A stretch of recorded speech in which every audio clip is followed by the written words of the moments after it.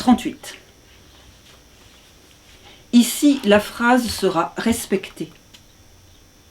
Je composerai chaque phrase avec soin, en ayant à l'esprit les règles qu'écrire dicte.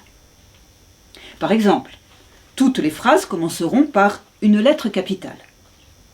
De même, l'histoire de la phrase sera honorée en terminant chacune par la ponctuation appropriée telle que point ou point d'interrogation, donnant ainsi l'idée d'achèvement momentané. Vous aimeriez peut-être le savoir, je ne pense pas que ceci soit un texte de création. Je ne considère pas que ceci soit un grand poème d'imagination, non plus qu'un travail de fiction. De même, les événements historiques ne seront pas dramatisés pour rendre la lecture intéressante. Donc je me sens pleinement responsable de la phrase ordonnée, véhicule de ma pensée. Ceci dit, je vais commencer. Vous avez peut-être entendu parler de Dakota 38. Ou pas. Si c'est la première fois, vous pourriez vous demander qu'est-ce que le Dakota 38 ? Le Dakota 38 fait référence à 38 hommes, Dakota, qui furent exécutés par pendaison sous les ordres du président Abraham Lincoln. À ce jour, c'est la plus importante exécution de masse légale de l'histoire américaine.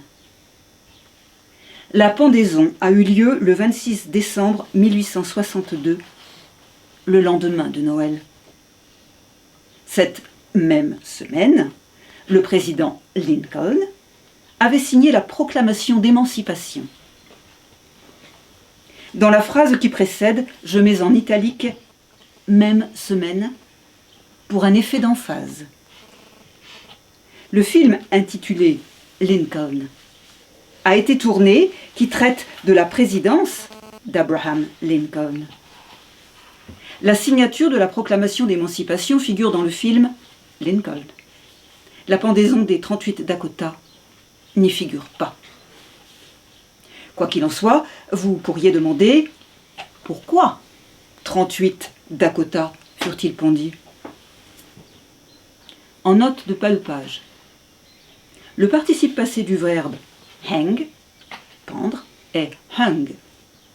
Mais quand cela concerne la peine capitale par pendaison, le participe passé correct est hanged, pendu. Il est donc possible que vous vous demandiez pourquoi 38 Dakota furent-ils pendus ? Ils furent pendus à cause de la révolte des Sioux. Je veux vous parler de la révolte des Sioux, mais je ne sais pas par où commencer. Il est possible que je saute des étapes, et certains détails ne seront pas délivrés dans un ordre chronologique. Gardez à l'esprit que je ne suis pas une historienne. Donc je vais rapporter les faits du mieux que je peux, étant donné les ressources et la compréhension limitées. Avant que le Minnesota ne soit un État, la région du Minnesota dans son ensemble était par tradition le pays natal des Sioux Dakota, des Anishinaabeg et des Ho-Chunk. Au cours des années 1800, alors que les États-Unis agrandissaient leur territoire, ils achetèrent les terres aux Dakota ainsi qu'aux autres tribus. Une autre façon de comprendre cette sorte d'achat est: les leaders Dakota cédèrent les terres au gouvernement américain en échange d'argent ou de biens, mais surtout pour assurer la sécurité des leurs. Certains disent que les leaders Dakota ne comprirent pas les modalités du contrat, sinon ils n'auraient jamais accepté. D'autres appelèrent même les négociations de leur entier une tricherie. Mais pour rendre ce quoi que ce fût officiel tout en créant une obligation, le gouvernement américain établit un premier traité. Ce traité fut remplacé plus tard par un autre, plus pratique, et puis un autre encore, et j'ai des difficultés à démêler les termes de ces traités, étant donné le jargon juridique et le langage. Un traité est essentiellement un contrat entre nations souveraines. Les traités américains conclus avec la nation Dakota étaient des contrats légaux qui promettaient de l'argent. On pourrait dire, cet argent représentait le prix des terres que les Dakota cédaient pour vivre à l'intérieur de limites assignées, une réserve, et pour renoncer à leur droit de chasser sur leur vaste territoire, ce qui, en retour, rendait les Dakota dépendants d'autres moyens de survie. Venait l'argent. La phrase précédente est circulaire, ce qui est semblable à bien des aspects de l'histoire. Comme vous pouvez l'avoir deviné maintenant, l'argent promis par les troubles traités n'arriva jamais dans les mains des Dakota. De plus, les commerçants du gouvernement local n'accordaient aucun crédit aux Indiens pour acheter nourriture ou marchandises. Sans argent, ni bon d'achat, ni droit de chasser, au-delà de leur étendue de 16 km de terre, les Dakota commencèrent à mourir de faim. Les Dakota mouraient de faim. Les Dakota moururent de faim. Dans la phrase précédente, les mots « mourir de faim » n'ont pas besoin d'italique pour l'emphase. On devrait dire « les Dakota moururent de faim » comme un fait dépourvu d'ambiguïté, sobrement établi. En conséquence, et sans autre choix que de continuer à mourir de faim, les Dakota ripostèrent. Les guerriers Dakota s'organisèrent, frappèrent et tuèrent colons et commerçants. Cette révolte est appelée « révolte des Sioux ». Pour finir, la cavalerie américaine se mit en marche pour le Minnesota afin d'écraser la révolte.